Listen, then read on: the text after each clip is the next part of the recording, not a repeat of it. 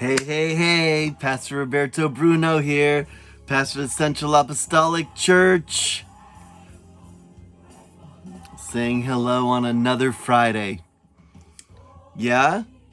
Hopefully this video finds you well, and one can assume you're ready for the weekend, right?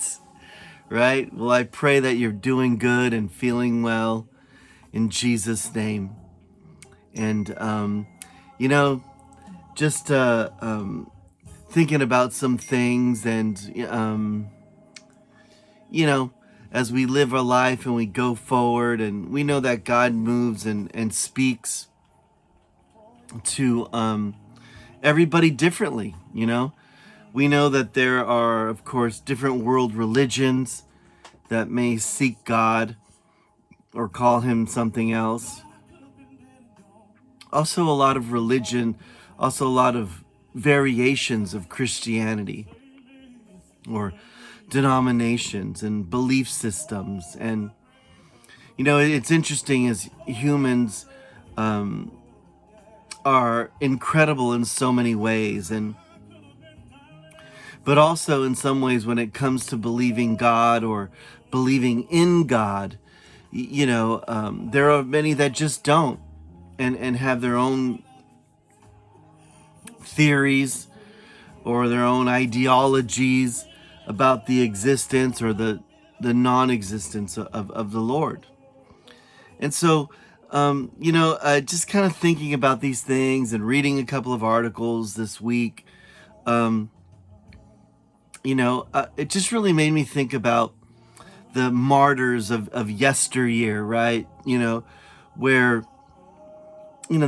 they gave their lives for Christ because they wouldn't renounce their relationship with him, or they wouldn't acknowledge the emperor, or it was just against the law. Even just modern day martyrs that we don't hear a lot about in China or, in some of the Arabic countries. We don't hear about it.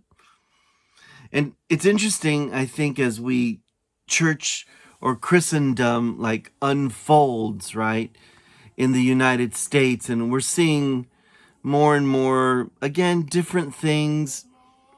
It just seems like, this is just totally my opinion, that Christianity is just becoming hollow, where just like one believes in Santa Claus or believes in UFOs, we believe in God. It's a belief that we have, and that's where it falls short. And I know it's kind of extreme, but would we die for our Christianity? I mean, it's easy to say God is love, and that's my main message as a preacher, and how God accepts us and doesn't judge us, and a lot of other wonderful things. But is that license to live a superficial life? Is that a license to have no conscience about our sinful actions? And I'm speaking to myself, where we can just easily dismiss and say, well, God will just forgive them. And he will forgive. He forgives anything. But as Christians, have we lost our hunger and our thirst for him? Now, I know some have strong convictions of living or dressing, acting a certain way. I'm not necessarily talking about being convicted. I'm talking about hungry and thirsty for God, and that God really is not just an attachment to our life, but he is our life. He is. If the world went crazy, or I can't say that because there's lots of countries with Christians that are, hide and worship God in secret. But if that type of government began here in the United States and Christianity became illegal and not convenient, would we die for him? Would we sacrifice? Is our relationship with him that deep? I know lots of people who would give their life for their child or even their significant other or their parent. But will we give our life to God? Jeremiah chapter 2 and verse 5, and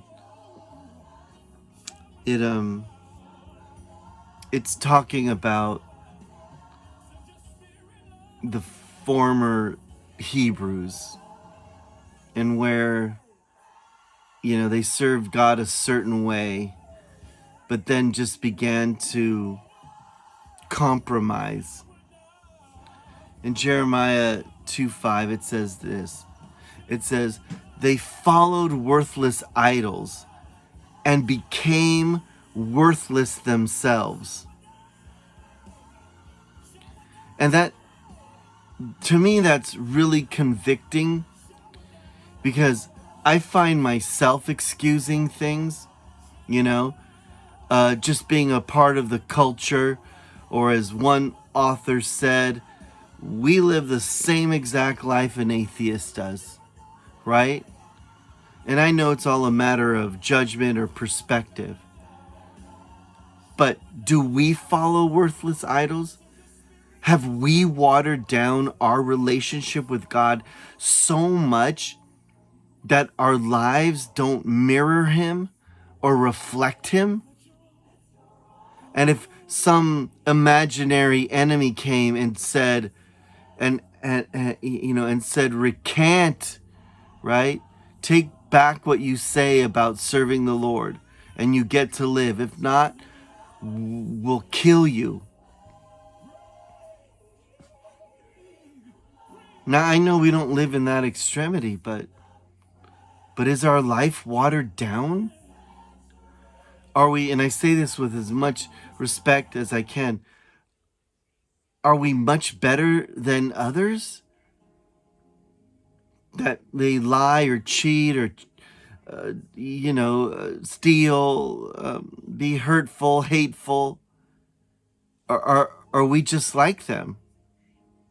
Are we following worthless things that now have become to make us worthless? Are we like what Paul tells Timothy? We have the resemblance or the appearance of godliness, but lack the power thereof. It's food for thought. Because if we look at Christianity, this is a really unfair, wide brush. We see lots of that compromise, that live blatant sinful lives, and biblical sin that the Bible defines as sin, not with a legalistic church defines as sin. And I'm not condemning and I'm not judging, but I am saying that maybe we live in a generation of worthless Christians. Jesus said, those that hunger and thirst for righteousness will be fulfilled. Those that seek my face, they will find me. Beloved, I'd like to challenge you to search yourself.